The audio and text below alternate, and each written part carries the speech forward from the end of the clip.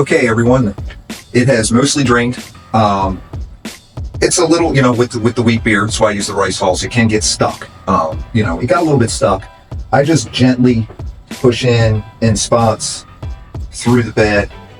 I don't obsess over it. I mean, you can obsess over it, be like, you're not supposed to disturb the bed at all. You could get a little bit of material coming through. I have false bottoms in both of these. I don't worry about it too much.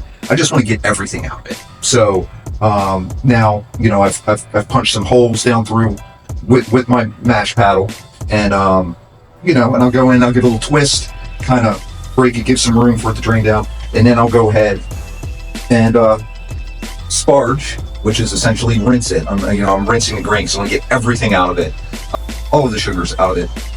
That's what I'm going to do now.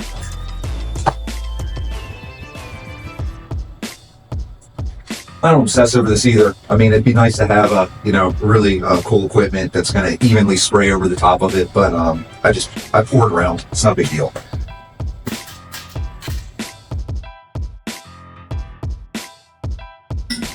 I try to be as gentle as possible because, of course, I don't want to splash it around too much. But once again, it's not something to obsess over, I don't think, personally. So I'll continue to drain this out, and then once it's all good to go, then I'll swap and get my mash done out of here for cleaning.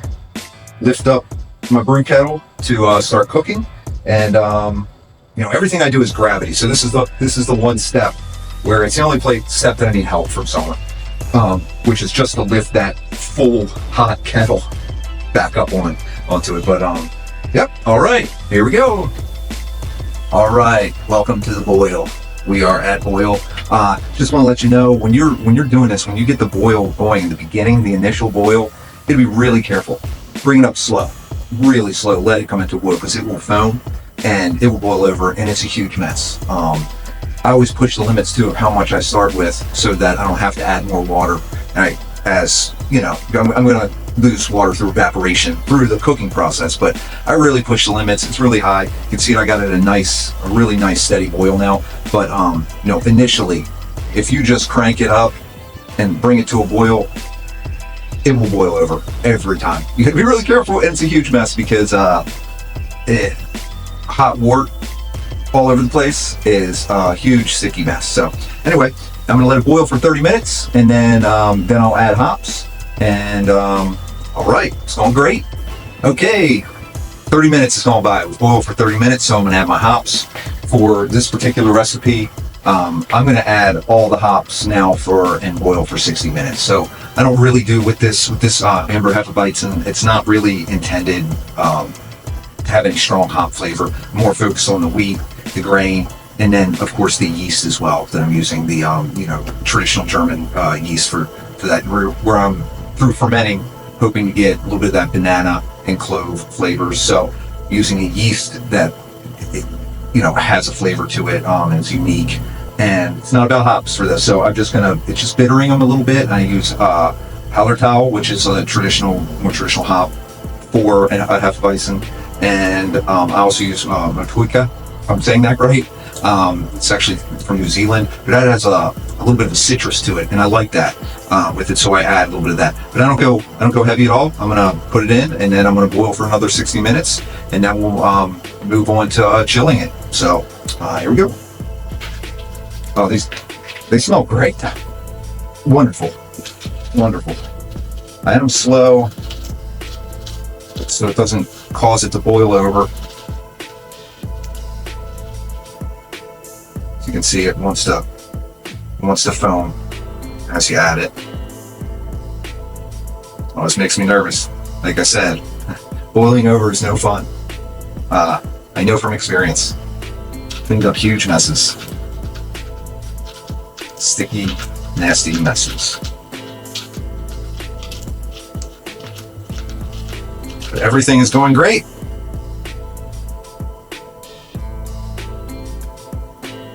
All right.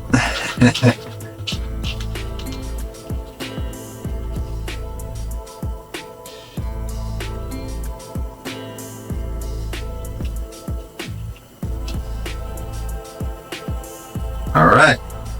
I'll pull over. Oh boy. There we go. That was close. All right, wonderful. Moving on. All right, everyone. It is time. The boil is done. Everything's done. I did add a little Whirlflock to help bring the proteins out. This is a Hefeweizen, so I'm not really worried about super clarity or anything of the beer. So I do use that hot side. I won't do anything cold side. This flocculation is, it's expected. It's part of a Hefeweizen, so that's going to be good. So now it's time. It's time for flame out. So flame out. And now I am going to immediately move to chilling the beer. You want to chill it as quick as possible. I use a copper coil. Make sure I sanitize this guy. You don't got to worry about the sanitizer and a little bit of liquid. Put that guy in. And then I'm going to turn the water on. And I'm going to cool this beer as fast as possible. This wort as fast as possible. I recirculate it back through my coil. It goes through the coil, back out into my swimming pool, so I can serve that water and use it into my pool. And I'm going to chill it as fast as possible, and then we move on to transferring to my fermenter. Let's do it. All right, everyone.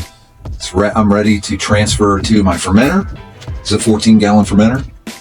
I've got my cook kettle up there. That is, I'm going to gravity feed it down into the fermenter.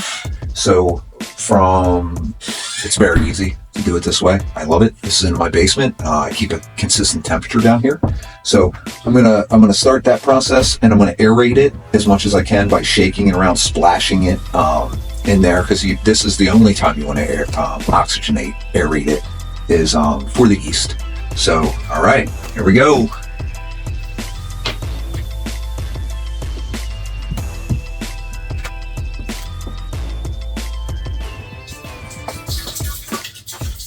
Look at that.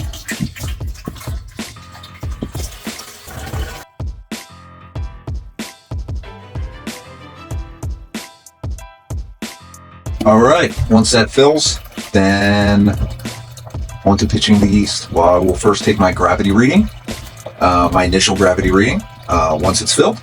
And it looks like it's about 11 or 12 gallons, which is what I'm shooting for. Alrighty. Okay, I'm going to take my gravity reading. Fermenter's fully filled. It looks like, for my marks I got on there, it looks like it's right about 11 gallons. Almost right on, maybe a smidge more. So that's perfect. I'm going to take my gravity reading.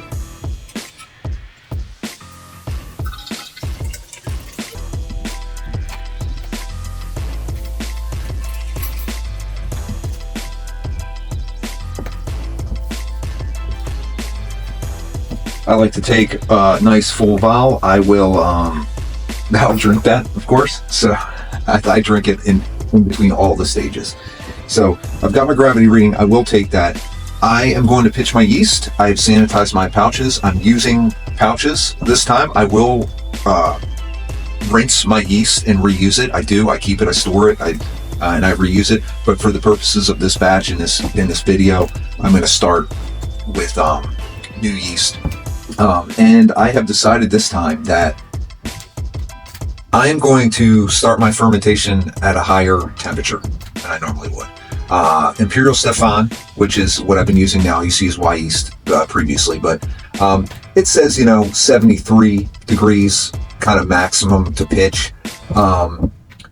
I am going to pitch at 73 degrees this time. I have my basement. It's pretty consistent here at 65 degrees. But what I really want out of this yeast is I prefer the banana esters. It's banana and clove. It's very specific to Hefeweizen, but I like the banana.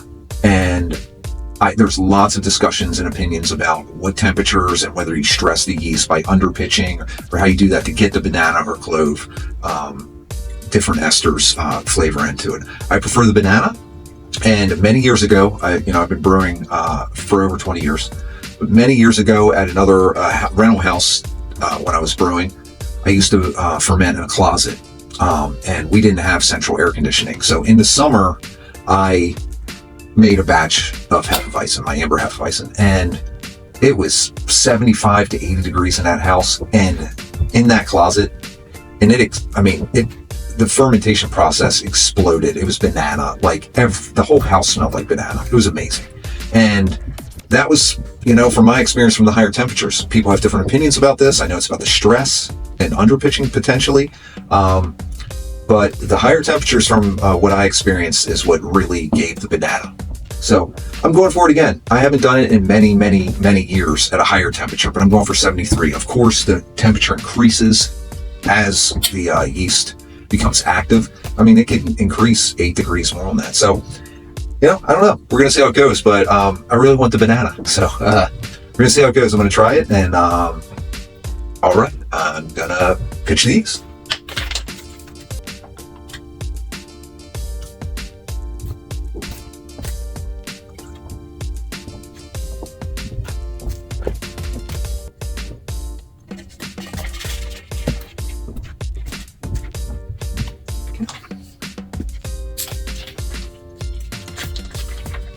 This one I'll shake up like I was supposed to do.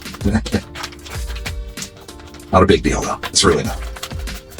This is plenty. This is 400. It's 400 billion cells. Basically, Imperial Yeast says use one of these pouches for 5 gallons.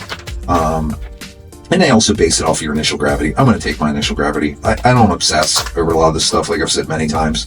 And I'm doing 11-gallon batches, and I don't mind a slight underpitch because I want those banana esters to really come out on this. That's the thing with a Hefeweizen. The yeast has so much more to do with the beer than anything else. That's what makes it so different. There's the wheat and then the yeast profile. All right, that's in there. So I'm going to seal this up, get my airlock on there, and document my initial gravity, and then let it sit for 2 weeks. All right, everyone. What a great day. The beer has been fermenting for 2 weeks, and so I'm ready to go. I'm going to take my sample so that I can get my final gravity reading. And I've already taken my band off of my fermenter so that I can quickly move on things. I've got my kegs fully cleaned and full of CO2 so that I have a CO2 cloud in there when I transfer into the kegs. I don't do a true closed system, just gravity feeding in there, and I want to make sure I don't oxygenate it. So it's worked well for me. Hasn't been a big deal. Never had any issues with oxidation at this point. So the cloud will work its way out as I'm filling, and there's less oxygen in there to mix in. So here we go.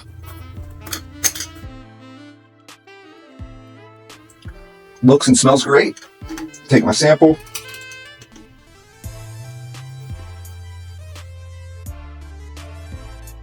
I like to take a really nice full-size sample. Looks great. The color looks great. Got a lot of carbonation in there, making it look cloudier than it is, and maybe a little bit of yeast in there too. But I will take my reading, and then I will drink that too, because I let nothing go to waste. All right.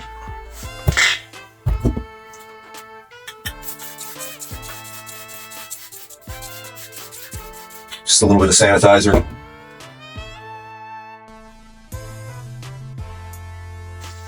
I hold this up as close as possible so that the end of the tube is down at the bottom as much so it can get submerged and helps fill it without splashing as much as possible. Like I said, when I have this big cloud of CO2 in there, that really helps. The light's not as good as it could be, or you could see a little bit of the CO2 working its way out. It's filling up nicely. I ended up right about 11 gallons is where I'm always shooting for. These I can jam in about 5.5 gallons in each one of these small kegs. So I'm going to let that fill up. Then I'm going to fill up the next one. And after that, I'm going to collect my yeast and clean up. All right. Thanks, everyone.